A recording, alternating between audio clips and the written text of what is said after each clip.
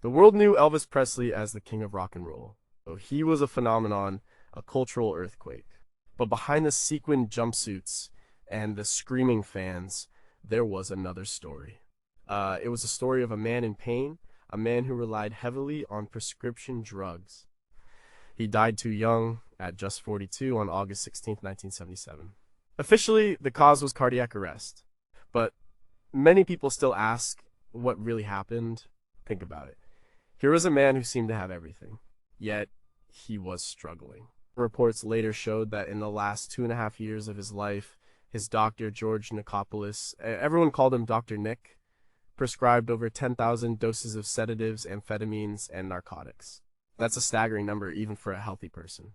For someone with Elvis's growing list of health problems, it was a crisis waiting to happen. How did a global superstar, a symbol of American youth and vitality, become so dependent on pills? Was it just pain? Was it the pressure of fame? Or did the medications themselves become part of the problem, blurring the lines between treatment and addiction? We're going to look closely at 16 of the medications Elvis was prescribed. We'll talk about what each drug does to a body. We'll think about why he might have been taking them and what effect they might have had on his health, his mind, and ultimately his life. It's a complex puzzle and some pieces are still missing.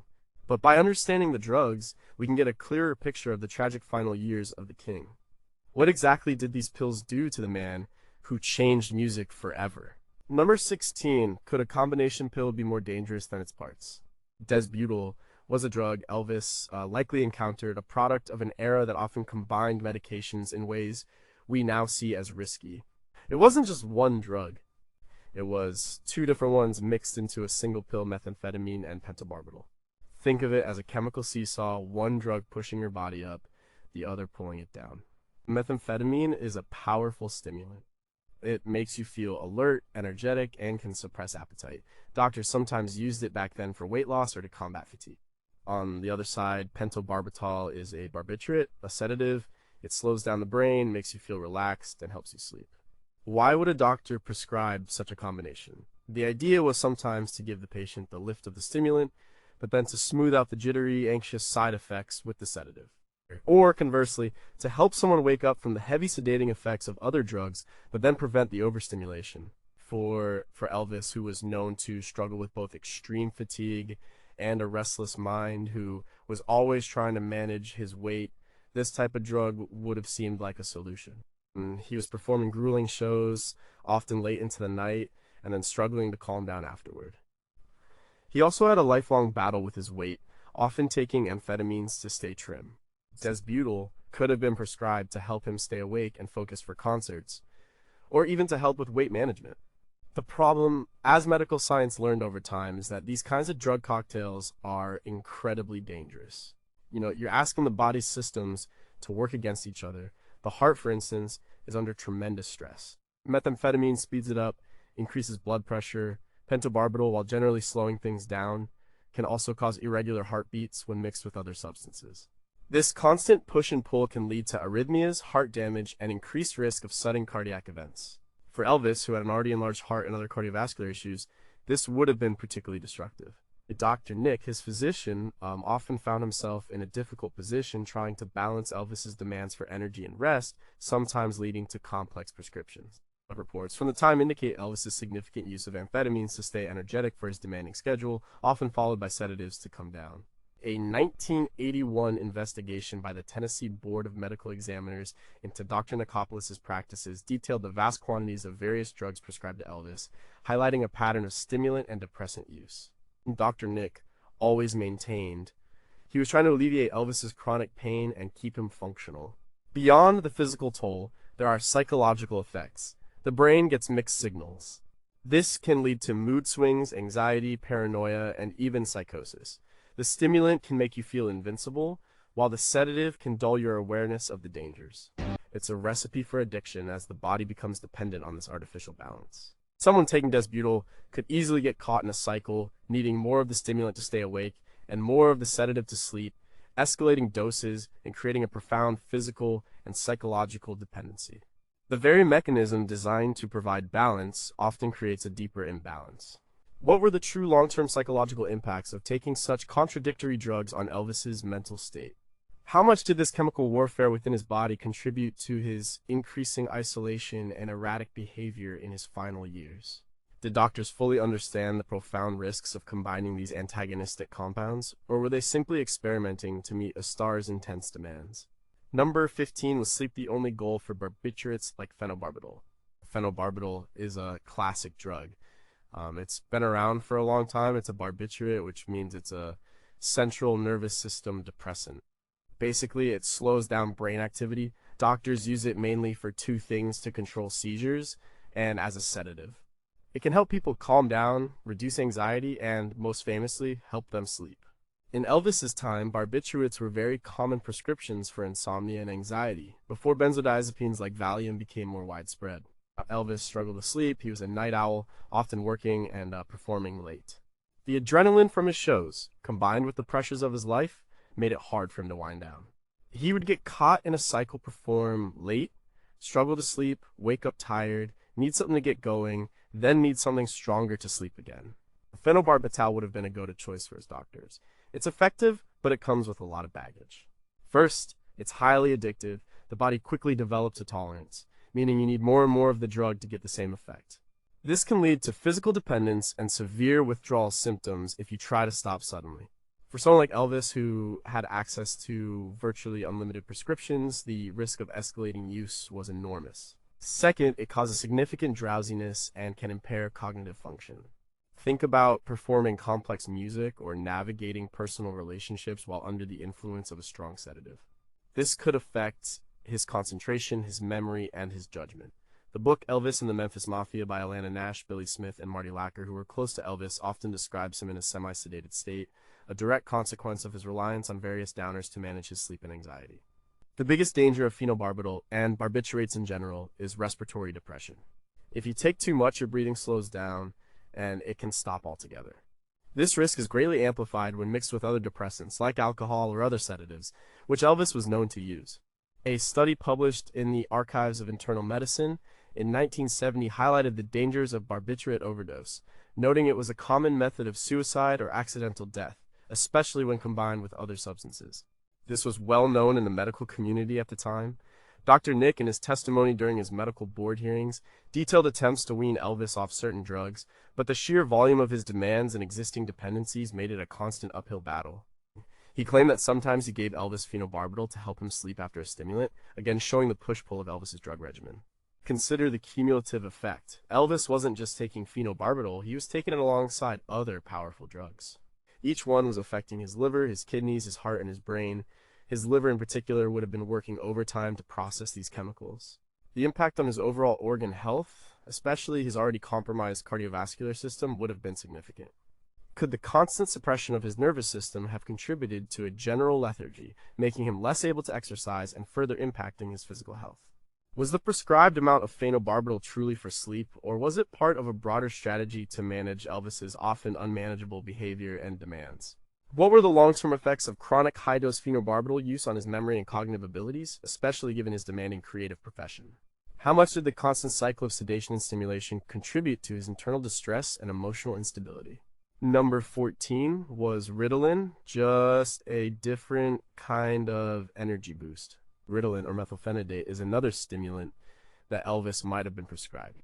It's best known today for treating attention deficit hyperactivity disorder, or ADHD, helping people focus. But in Elvis's era, and even now, stimulants were also used for energy to combat fatigue and sometimes for weight loss. Amphetamines like dexedrine and bifetamine were more common in the 60s and 70s for these purposes, but Ritalin shares a similar mechanism of action, increasing levels of dopamine and norepinephrine in the brain. This makes you feel more awake, more focused, and can suppress your appetite. And Elvis had a relentless schedule. He was constantly traveling, performing, recording, and meeting demands. It's easy to imagine him needing an extra push to get through the day, especially after long nights of touring and struggling with sleep. He was a high-energy performer, but that energy didn't always come naturally, especially as his health began to decline. But Ritalin could have been used to give him that boost to help him concentrate during recording sessions or to maintain his stage presence even when he was physically drained. The desire to maintain his image as an energetic and powerful performer likely fueled his use of such drugs. But stimulants, including Ritalin, come with significant downsides. They put a strain on the cardiovascular system. They increase heart rate and blood pressure. For someone like Elvis, who already had an enlarged heart and other heart-related issues, this added stress was extremely dangerous. Constant overstimulation of the heart can lead to arrhythmias, further enlargement, and ultimately heart failure. The Journal of the American Medical Association has published studies over the years discussing the cardiovascular risks associated with stimulant use, even at therapeutic doses, especially in individuals with pre-existing heart conditions. Dr. Nick often described Elvis's attempts to manage his weight, which was a constant battle, and stimulants were a frequent tool in that struggle. Beyond the physical risks, there are psychological effects. Stimulants can cause anxiety, agitation, paranoia, and even hallucinations, particularly at higher doses or with prolonged use. They can also disrupt sleep patterns, creating a vicious cycle where a stimulant is taken to stay awake, and then a sedative is needed to fall asleep. This roller coaster ride for the brain and body is exhausting and destabilizing. For a creative artist like Elvis, who relied on his emotional sensitivity and connection to his audience, the artificial highs and lows could have deeply impacted his ability to connect with his music and his fans genuinely. Lamar Fike, another member of the Memphis Mafia, mentioned in various interviews that Elvis often seemed wired or down, depending on what he had taken, indicating the constant struggle for balance. The question of why Ritalin might have been prescribed, if it was, points to the broader pattern of trying to chemically manage Elvis's life. Was it to help him focus or to simply keep him going when his body was screaming for rest? How much did the constant artificial energy provided by stimulants contribute to the deterioration of his heart, which was already under immense pressure from his lifestyle and other health issues? Did the doctors fully appreciate the danger of giving someone with known heart problems a stimulant that would only exacerbate those issues? What was the true cost, in terms of his mental peace and physical well-being, of constantly overriding his body's natural rhythms with powerful drugs? Number 13. How did a corticosteroid like prednisone fit into his medical puzzle? Prednisone is a corticosteroid, a powerful anti-inflammatory drug. It's not a painkiller in the way an opioid is, and it's not a sedative or a stimulant. Instead, it works by mimicking natural hormones produced by your adrenal glands. It reduces inflammation throughout the body and suppresses the immune system. Doctors prescribe it for a wide range of conditions, from asthma and allergies to autoimmune diseases like lupus, rheumatoid arthritis, and inflammatory bowel disease. It's also used in cases of severe allergic reactions or to manage certain types of cancers. Elvis suffered from several chronic health issues that could have warranted prednisone. He reportedly had symptoms consistent with a lupus-like condition, including skin rashes and joint pain. He also suffered from chronic hepatitis and inflammation of the liver, which corticosteroids can sometimes be used to manage. Furthermore, he had an enlarged colon, a condition called megacolon, which caused severe constipation and discomfort. While not a direct treatment for megacolon, inflammation could have been a factor, or it might have been used for other inflammatory conditions that arose. The book Elvis, What Happened, by Red West, Sonny West, and Dave Hebler, former bodyguards, detailed many of Elvis's physical ailments, including recurring skin conditions and gastrointestinal problems. While prednisone can be very effective at treating inflammation and providing relief, it comes with a long list of serious side effects, especially with long-term or high-dose use. These include weight gain, fluid retention, and increased appetite, mood swings, insomnia, increased blood sugar, weakened bones, osteoporosis, and a suppressed immune system, making the person more susceptible to infections. It can also cause stomach ulcers and importantly for Elvis, affect cardiovascular health, potentially raising blood pressure and cholesterol. New England Journal of Medicine has published numerous articles over the decades detailing the complex and often severe side effects of chronic corticosteroid use. For Elvis, who was already dealing with an enlarged heart, hypertension, and a fluctuating weight, prednisone would have added another layer of complexity to his health. The weight gain associated with it would have intensified his struggles with body image and could have led to him seeking more stimulants for weight control, creating a dangerous cycle. The mood swings could have exacerbated his already volatile emotional state known to his inner circle. And the suppressed immune system would have made him more vulnerable to the frequent infections he reportedly experienced. Dr. Nick later discussed Elvis's chronic pain and various inflammatory conditions as justifications for some of the powerful drugs he prescribed, and prednisone would fit into that category. The use of prednisone highlights the serious medical problems Elvis truly had, beyond just drug dependence. He wasn't simply seeking pills for a high, he was genuinely ill. But did the benefits of prednisone outweigh its risks, given his polypharmacy and other health issues? How much did the long-term use of such a potent steroid contribute to his overall physical decline, especially his weight issues and cardiovascular strain? Were there alternative, less harmful treatments considered for his inflammatory conditions, or was prednisone the quickest and most potent relief offered? Did the side effects of prednisone, like mood changes, contribute to the perception of him being increasingly unstable or difficult to manage? It's number 12. How did a powerful cardiac drug, like digoxin, interact with everything else? Digoxin, known by its brand name Lenoxin, is a very specific kind of medication. It's a cardiac glycoside, meaning it affects the heart muscle directly. Doctors use it to treat congestive heart failure and certain heart rhythm problems like atrial fibrillation. It works by making the heart beat more strongly and more efficiently, and it can also help slow down an abnormally fast heart rate. It basically helps a struggling heart pump blood better. Elvis had a significant heart condition. His autopsy revealed an enlarged heart, also known as cardiomegaly. This is a common finding in people with congestive heart failure or long-standing high blood pressure. An enlarged heart has to work harder to pump blood, and eventually it can weaken. Digoxin would have been prescribed specifically to support his failing heart. It's a clear indication that his cardiac issues were severe and medically recognized, not just a byproduct of drug use, though drug use certainly exacerbated them. Dr. Nikopoulos confirmed in his interviews and testimony that Elvis suffered from various physical ailments, including an irregular heartbeat and an enlarged colon, and his cardiac problems were a serious concern. Digoxin is a drug with a very narrow therapeutic window. This means there's a fine line between a dose that helps and a dose that causes toxicity. Too much can lead to digoxin toxicity, which can manifest as nausea, vomiting, confusion, visual disturbances like seeing halos around lights, and most dangerously, severe and potentially fatal heart rhythm disturbances. The risk of toxicity is increased by other factors like low potassium levels, which can be caused by dehydration or the use of diuretics water pills. A 1979 article in the Journal of Forensic Sciences reviewing Elvis's toxicology did indeed find multiple prescription drugs in his system, reinforcing the challenge of managing his complex medical profile. For Elvis, the challenge of managing digoxin would have been immense. He was taking a multitude of other drugs, sedatives, stimulants, painkillers, all of which could interact with digoxin in unpredictable ways. Some drugs can increase digoxin levels in the blood, raising the risk of toxicity.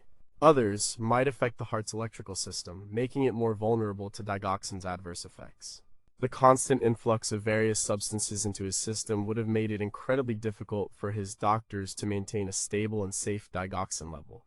This polypharmacy meant his body was a chemical soup, making accurate dosing and monitoring a nightmare.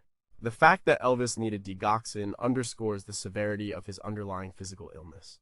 He wasn't just a drug abuser, he was a very sick man. But how much did the multiple drug interactions compromise the effectiveness and safety of his digoxin treatment? Did the other medications mask the early signs of digoxin toxicity, leading to more dangerous levels? Could better management of his other prescriptions have improved his heart condition, reducing the need for such a potent and risky cardiac drug? What was the cumulative effect of his demanding lifestyle, his diet, and his numerous other medications on the efficacy of a drug designed to keep his heart beating? Number 11 was codeine, just a mild opioid for Elvis. Codeine is an opioid, but it's generally considered less potent than drugs like morphine or Dilaudid. Doctors use it primarily for mild to moderate pain relief and as a cough suppressant. It works by converting into morphine in the liver, which then acts on opioid receptors in the brain and spinal cord, reducing the perception of pain. In Elvis's time, codeine was a very common ingredient in many prescription cough syrups and pain medications. It was often seen as a safer, less addictive alternative to stronger opioids, though this perception was flawed. Elvis suffered from chronic pain.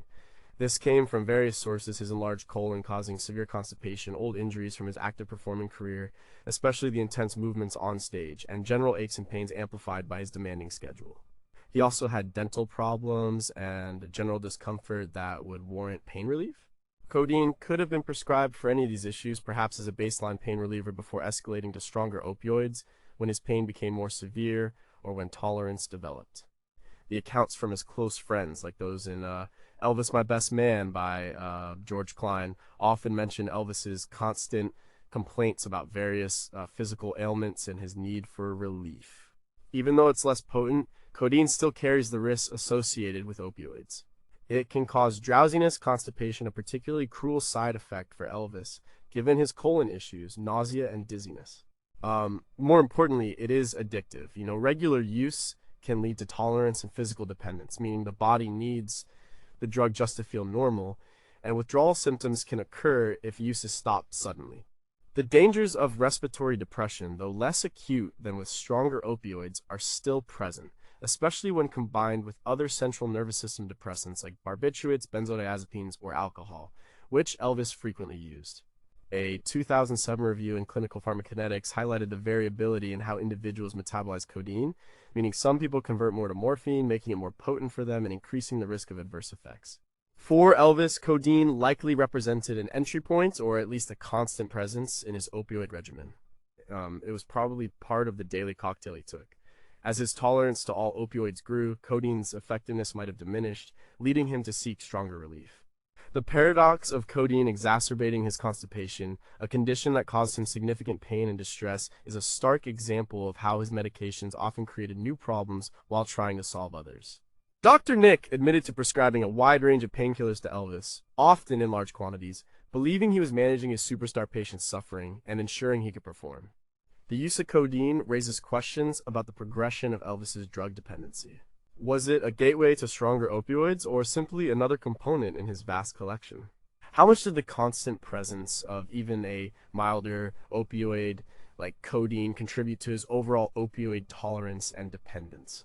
Did the doctors and Elvis himself underestimate the addictive potential of codeine, especially when combined with his other health issues and drug use? And how did its side effect of constipation impact his already problematic enlarged colon, creating a cycle of pain, medication, and worsening symptoms? Number 10, how much did the amphetamines, like biphetamine, fuel his demanding life? Biphetamine was another powerful stimulant, similar to dexedrine, that Elvis would have almost certainly been prescribed. It was a combination of two amphetamines, amphetamine and dextroamphetamine, often released in a sustained release capsule, meaning its effects would last for many hours.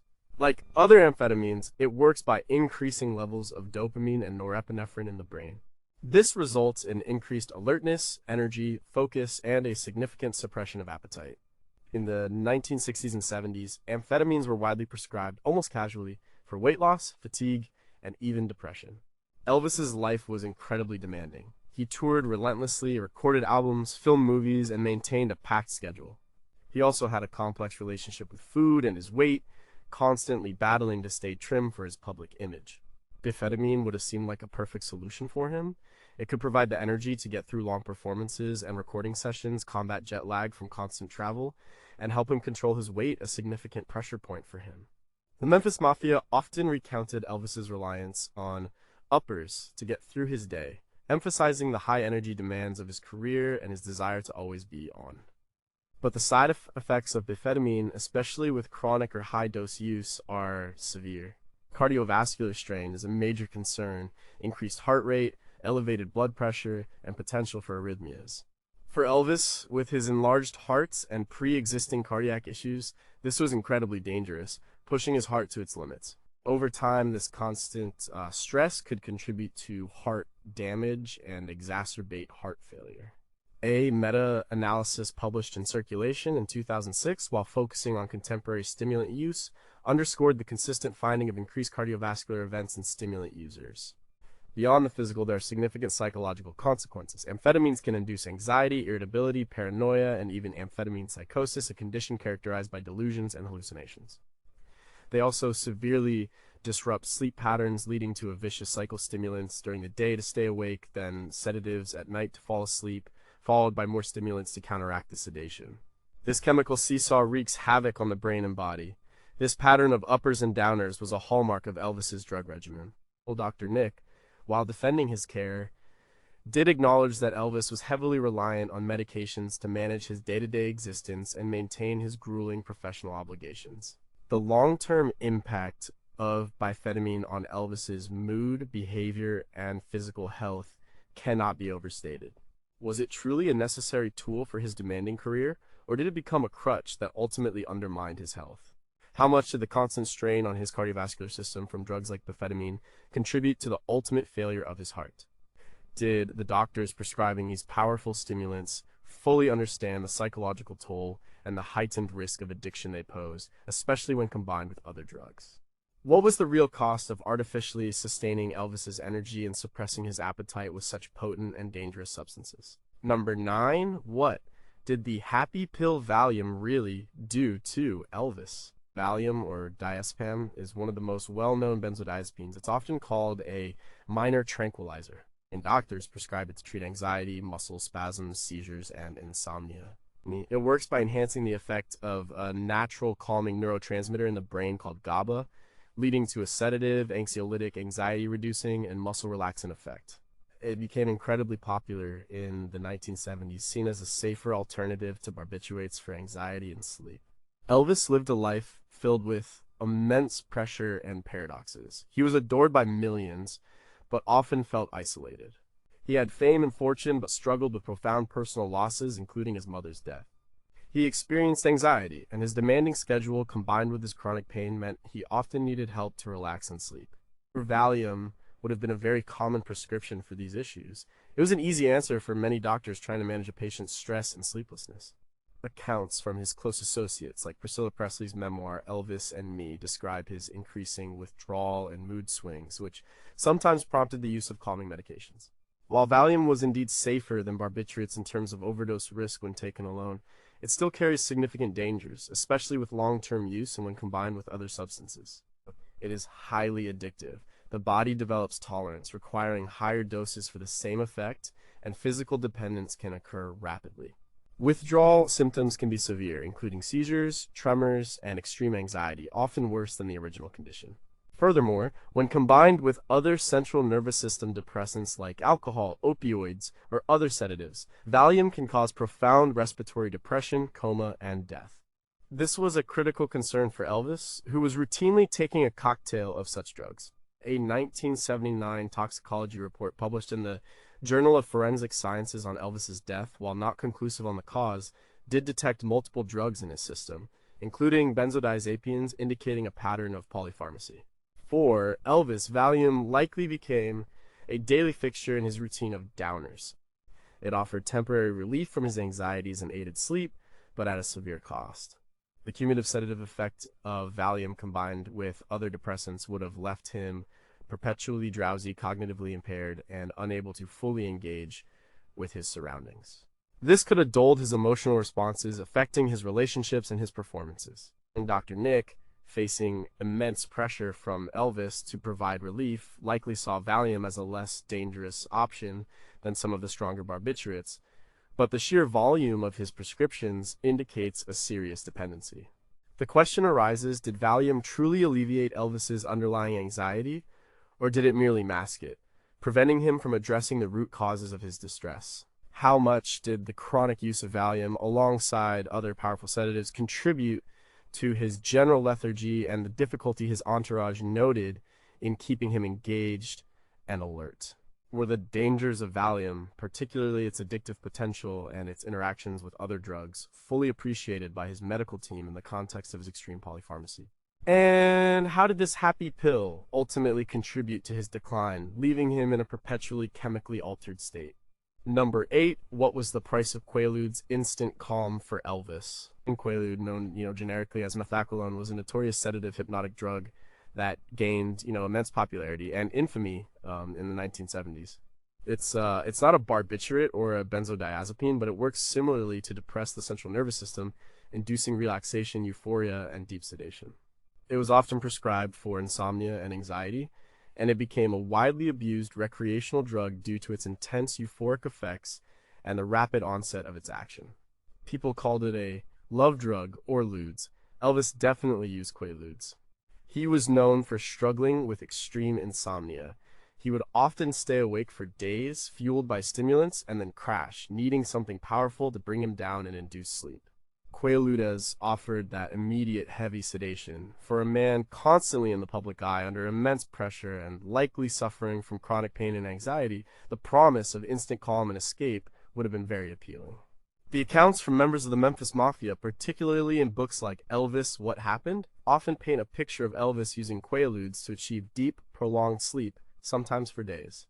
The dangers of Quaalude are significant. It's highly addictive both physically and psychologically.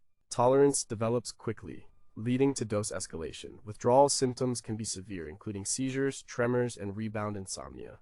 Overdose is a serious risk, especially when combined with other central nervous system depressants. Like barbiturates, it causes respiratory depression. When mixed with alcohol, its effects are greatly amplified, leading to profound sedation, coma, and death. This combination was especially dangerous given Elvis's known use of both. A 1973 review in clinical toxicology noted the significant increase in emergency room visits and deaths associated with methacolone overdose, often due to polydrug use.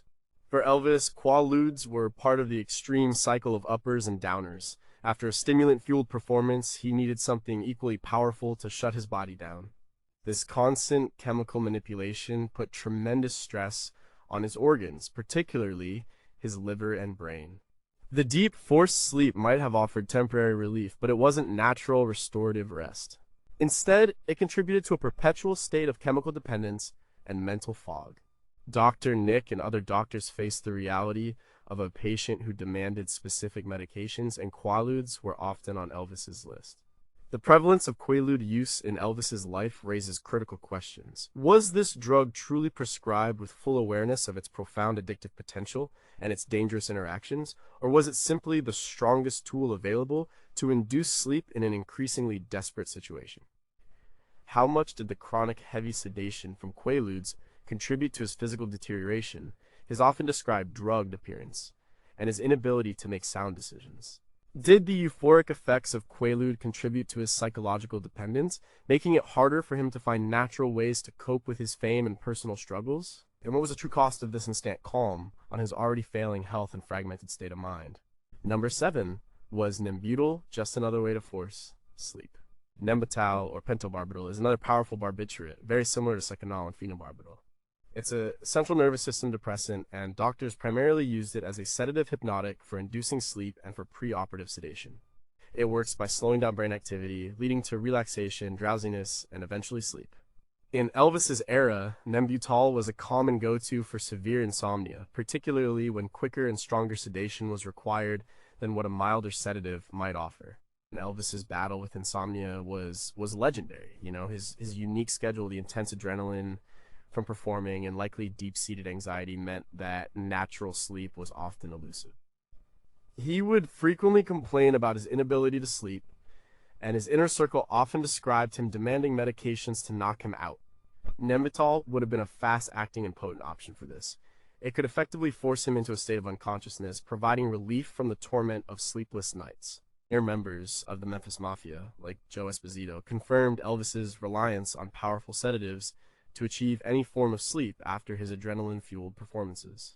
Like all barbiturates, Desbutal carries very significant risks. It is highly addictive, both physically and psychologically. Tolerance develops quickly, meaning Elvis would need increasingly higher doses to achieve the same sedative effect. This escalation exponentially increases the risk of overdose. The most dangerous side effect is respiratory depression, too much Desbutal, especially when combined with other depressants like alcohol, opioids, or benzodiazepines, can cause breathing to slow down to a dangerous level or stop altogether. Fatal overdoses from barbiturates were not uncommon in the 1960s and 70s. A 1974 article in The Lancet discussed the continued high mortality rates associated with barbiturate overdose, emphasizing the dangers, particularly in polydrug users. For Elvis, Desbutal was yet another potent downer in his extensive arsenal. It contributed to the overall chemical suppression of his central nervous system. The heavy sedation would have further blurred his cognitive function, making him appear drowsy, confused, and sometimes disoriented. This constant chemical alteration of his consciousness would have hindered his ability to engage meaningfully with his life, his family, and even his performances. His doctors, including Dr. Nick, often found themselves in the position of trying to manage his demands for these powerful sedatives, sometimes attempting to taper him off, but often giving in due to his insistence and the perceived need to maintain his demanding schedule.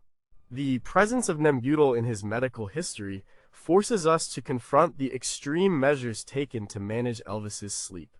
Was such a potent and addictive drug truly the only answer for his insomnia, or were there missed opportunities for non-pharmacological interventions? How much did the chronic high-dose use of Desbutal contribute to his overall physical and mental deterioration, especially when combined with his other prescriptions? Did the doctors prescribing Desbutal fully appreciate the risks of respiratory depression and overdose, particularly in a patient who is already taking a dangerous cocktail of other central nervous system depressants? And how did this powerful sleep aid ultimately rob him of genuine rest and clarity? Number 6 was Seconal, just a fast-acting path to unconsciousness for Elvis. Seconal, or Secobarbital, is another classic barbiturate, like Desbutal and Phenobarbital. It's a central nervous system depressant. Its main use was as a sedative hypnotic, meaning it was prescribed to induce sleep. Seconal was known for its rapid onset of action and relatively short duration compared to some other barbiturates, making it popular for people who struggled to fall asleep quickly. It slows down brain activity, calming the nervous system and leading to drowsiness. Elvis's relentless battle with insomnia made him a prime candidate for drugs like Seconal. After intense concerts filled with adrenaline, he often couldn't unwind. He'd be wired, and then the struggle to get some rest would begin. Seconal would have offered a quick and powerful solution to this problem, effectively forcing his body into a state of sleep. His personal pilot, Milo High, later recounted how Elvis would sometimes be so exhausted yet unable to sleep that he'd demand powerful sedatives, including those like Seconal, often taking multiple pills at once. The dangers of Seconal are typical for barbiturates but amplified by its rapid action. It's highly addictive, both physically and psychologically. Tolerance develops quickly, meaning Elvis would have needed to take larger doses to achieve the same effect. This escalating use is incredibly risky. The most critical danger is respiratory depression. If too much Seconal is taken, especially when combined with other central nervous system depressants like alcohol, other sedatives, or opioids, breathing can slow down or stop completely, leading to coma and death. This was a common pathway for accidental overdoses during that era. A 1972 study in JAMA warned specifically about the dangers of barbiturate-alcohol interactions, citing numerous fatalities. For Elvis, Seconal was a potent contributor to his polypharmacy. It added to the overall sedative load on his system, contributing to a constant state of chemical alteration. The quick onset of sleep would have been appealing, but it came at the cost of genuine restorative rest. Instead, it was more like chemically induced unconsciousness. This chronic suppression of his nervous system would have undoubtedly impacted his cognitive function, making him lethargic, prone to mood swings, and potentially impairing his memory and judgment. Dr. Nicopolis, in his defense, described the immense pressure Elvis put on him to provide medications, often implying that refusal would lead Elvis to seek drugs elsewhere. The persistent need for powerful sedatives like Seconal speaks volumes about the depth of Elvis's struggle with his own body and mind. Was the rapid sedation of Seconal a medical necessity, or a means to avoid deeper issues of chronic anxiety and sleeplessness? How much did the constant cycle of forcing sleep with drugs like Seconal contribute to his overall mental fog and physical deterioration, particularly in combination with the stimulant use? Did the doctors fully appreciate the cumulative effect of prescribing multiple powerful sedatives, each with its own rapid onset and addictive potential, to a single patient? And how did this drug, intended to provide rest, ultimately rob him of true peace? Number 5, how did the non-barbiturate sedative Placidol impact his sleep? Placidol, or ethylorvinol, was another sedative hypnotic popular in the 1960s and 70s. It was specifically developed as a non-barbiturate sedative, meaning it wasn't chemically related to drugs like Desbutal or Seconal. Doctors prescribed it to treat insomnia. It works by depressing the central nervous system, slowing down brain activity to induce sleep. The idea was to offer an alternative to barbiturates, which were known for their high potential for abuse and overdose. Elvis, as we know, lived with severe chronic insomnia. He would struggle for hours, sometimes days, to get any rest. Placidol, as a widely available and prescribed hypnotic, would have certainly been in his medicine cabinet. It offered effective sedation, and perhaps his doctors hoped that by using a non-barbiturate, they were providing a safer option. The constant struggle for sleep was a major driving force behind his polypharmacy, and any drug offering relief would have been sought after. Marty Lacker, a close friend, described how Elvis would sometimes mix various sedatives in an attempt to get sleep, a dangerous practice highlighting his desperation. Despite being a non-barbiturate, Placidil was still a very dangerous drug, especially with chronic use and in combination with other substances. It is highly addictive, causing both physical and psychological dependence. Tolerance develops rapidly, leading to dose escalation. Withdrawal symptoms can be severe, including seizures, tremors, and hallucinations. Like barbiturates, it causes respiratory depression, and its effects are greatly amplified when combined with alcohol, opioids, or other sedatives, significantly increasing the risk of overdose, coma, and death. A 1975 case report in the Journal of Clinical Pharmacology documented fatal overdoses from Placidil, emphasizing the need for caution. For Elvis, Placidil was just another piece of the puzzle of his drug dependence. While it might have been prescribed with the intention of being a safer alternative, in the context of his extreme polypharmacy, it added to the total sedative load on his system. It contributed to the ongoing suppression of his central nervous system, making him perpetually drowsy, less alert, and mentally foggy. The constant chemical manipulation of his sleep cycle would have further disrupted his natural rhythms and contributed to his overall physical and mental deterioration. And Dr. Nick, in his attempts to manage Elvis's care, often found himself juggling multiple powerful medications, responding to Elvis's needs for immediate relief. The inclusion of Placidil in Elvis's drug history underscores the relentless search for effective sleep aids and the dangers of using multiple potent drugs for the same purpose. Did the classification of Placidil as a non-barbiturate lead doctors to underestimate its addictive potential and its dangers, especially for someone already on so many other drugs? How much did the chronic use of Placidil, alongside a multitude of other sedatives, contribute to Elvis's often drugged appearance and his inability to maintain consistent mental clarity? Well, what were the long-term effects of constantly forcing sleep with such powerful chemicals on his brain and his overall health? And how did this safer alternative ultimately contribute to the complex web of his decline? Number 4, how did Percodan, a strong opioid, become a staple for Elvis? Percodan is a powerful opioid painkiller. It's a combination drug containing oxycodone, which is a strong opioid, and aspirin. Doctors prescribed it for moderate to severe pain. The oxycodone component works on opioid receptors in the brain and spinal cord, reducing the perception of pain and often creating a sense of euphoria. The aspirin adds a non-opioid pain-relieving effect, but also comes with its own risks. Percodan was a commonly used powerful painkiller in the 1960s and 70s, before oxycodone became more widely known as a standalone drug. Elvis suffered from profound chronic pain. His enlarged colon caused severe constipation and abdominal discomfort. And he also had dental problems, general body aches from his demanding physical performances, and likely pain from various other undiagnosed or untreated conditions, including his potential autoimmune issues. For someone in such constant pain, Percodan would have offered significant and immediate relief. It would have allowed him to perform, to function, and to escape the constant discomfort that plagued his daily life. Friends and family, including those who wrote Elvis and the Memphis Mafia, spoke extensively about his chronic physical pain, which he tried to alleviate with whatever drugs he could get. Percodan, by virtue of its oxycodone content, is highly addictive. Regular use quickly leads to tolerance, requiring higher doses for the same pain relief and physical dependence. Withdrawal symptoms are severe and intensely uncomfortable. Overdose is a serious risk, leading to respiratory depression, coma, and death, especially when combined with other central nervous system depressants like alcohol, sedatives, or benzodiazepines. The aspirin component also adds risks, including gastrointestinal bleeding and kidney damage, especially with chronic high-dose use. The Annals of Internal Medicine in the 1970s highlighted the growing problem of opioid addiction from prescription drugs like Percodan. For Elvis, Percodan was a central component of his opioid dependency. It provided powerful pain relief, but at the cost of deepening his addiction and exposing him to the dangers of polypharmacy. The cycle of pain, relief, tolerance, and increasing dosage would have been relentless. The effects of the drug would have dulled his senses, making him drowsy and affecting his judgment, further isolating him from reality. Dr. Nikopoulos frequently defended his prescribing practices by emphasizing Elvis's genuine and debilitating pain, stating that he tried to provide relief to keep Elvis functional.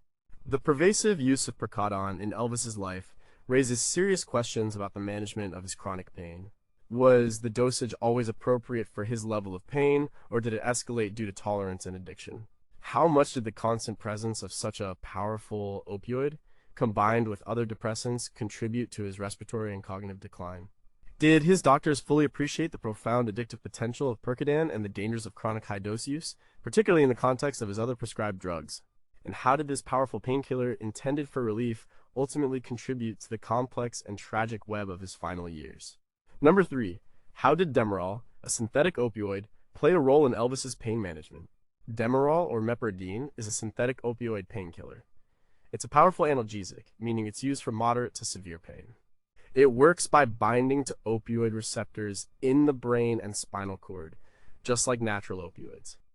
It changes how the body perceives pain, and it can also produce a sense of euphoria. In the 1960s and 70s, Demerol was a very common hospital-grade painkiller, often used for post-operative pain or severe chronic pain. It was considered a potent but necessary tool for managing intense discomfort. Elvis's life was marked by chronic, often severe pain. His enlarged colon and the associated constipation were a constant source of agony. He also suffered from various other ailments, including back pain, dental issues, and general discomfort from his strenuous lifestyle. When his pain was at its worst, or when his tolerance to milder painkillers grew, Demerol would have been a potent option.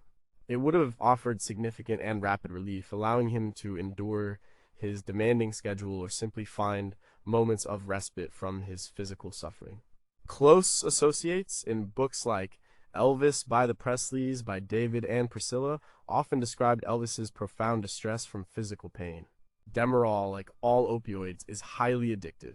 It leads to rapid tolerance, requiring higher doses for the same effect, and strong physical and psychological dependence.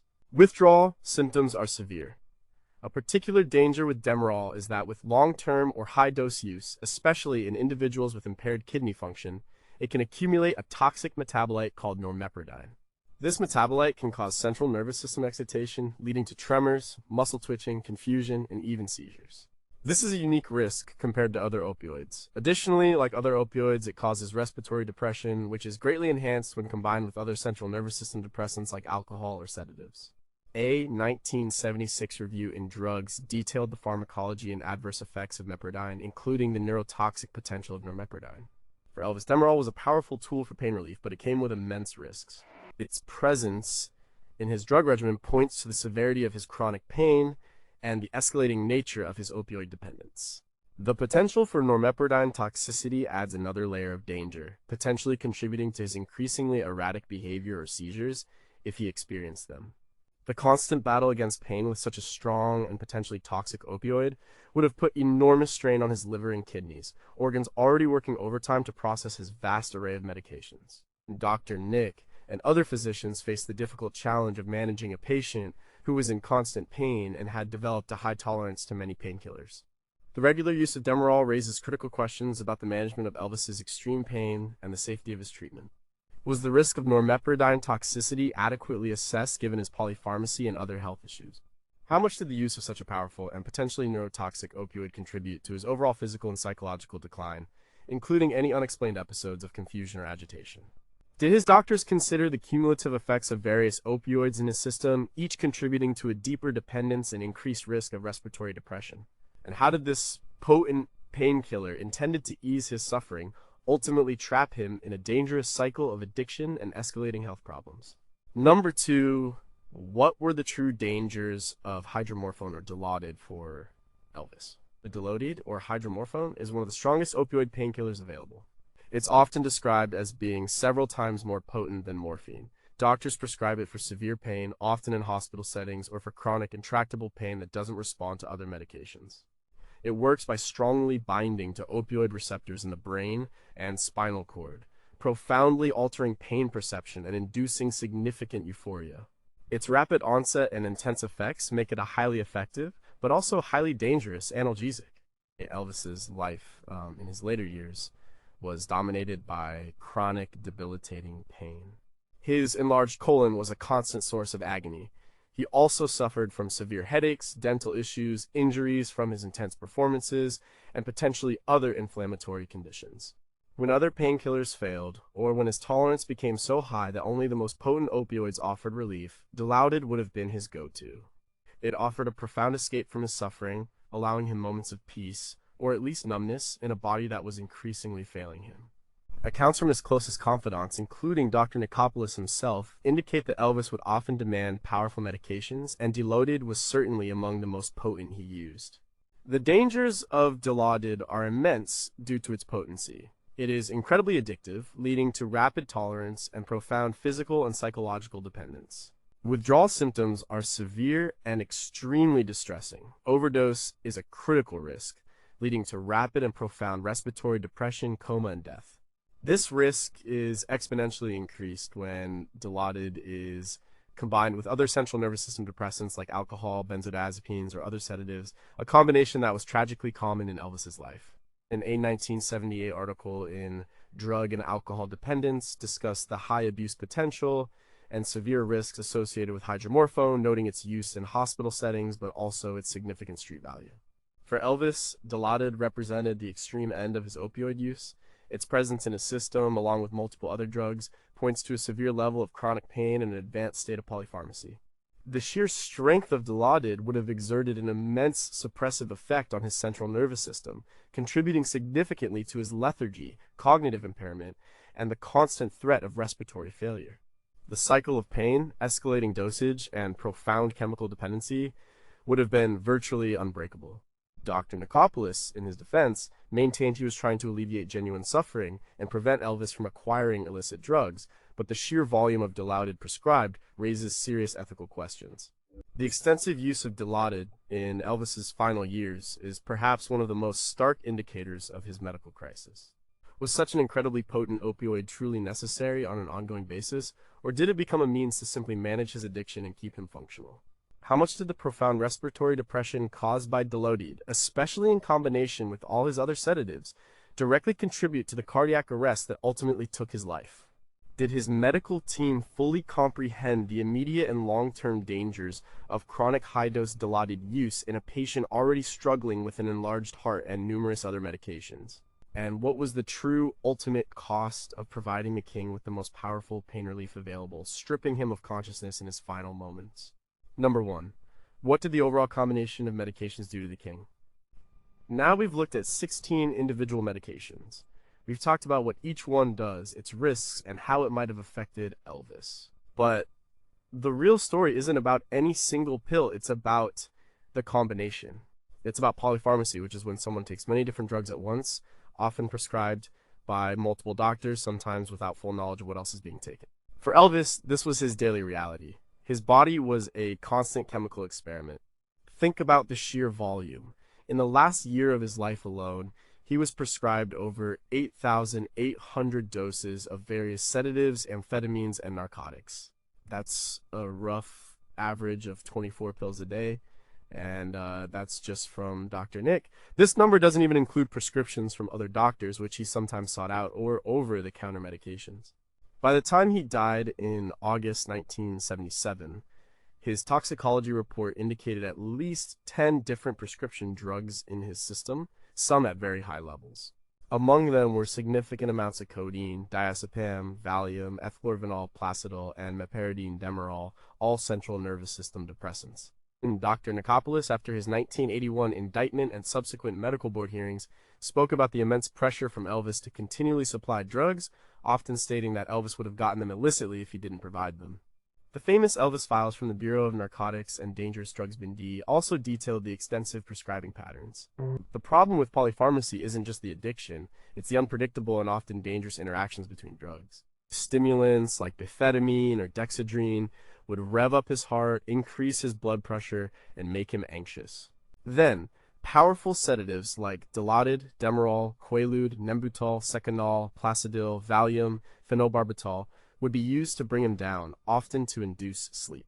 This constant chemical seesaw put immense strain on his cardiovascular system, which was already compromised by an enlarged heart and high blood pressure. Each sedative independently depressed his breathing, and together they created a profound risk of respiratory arrest. His liver and kidneys, working overtime to metabolize these substances, would have been severely taxed. Beyond the physical, the mental toll was immense. This constant chemical alteration would have made genuine emotional stability impossible. Mood swings, paranoia, confusion, and lethargy were likely chronic issues. He was physically present, but often mentally absent, trapped in a fog of medication. His ability to distinguish between real pain and drug-seeking behavior would have been blurred, even for him. This cycle was a trap. The drugs caused problems that seemed to demand more drugs, escalating into a spiral of dependency and ill health. The official cause of death was cardiac arrest, but many medical experts, including forensic toxicologist Dr. Cyril Wecht, argued that it was polypharmacy, particularly the respiratory depression from the combination of depressants that ultimately led to his heart stopping. The story of Elvis Presley's medications is a stark warning. It's a tragedy born of fame, pressure, chronic pain, and a medical system that, at times, failed to protect him. His doctors were trying to help a superstar manage an impossible life, but the tools they used ultimately contributed to his demise. The combination of these 16 drugs and others created a cumulative burden on his body and mind that no person could withstand. What could have been done differently, given the era's medical understanding and Elvis's unique circumstances? How much responsibility falls on the doctors who prescribed these drugs, and how much on the patient who demanded them? Could modern pain management techniques and addiction treatment have saved him? And ultimately, how many other individuals less famous than the king have been caught in similar dangerous cycles of polypharmacy and dependency?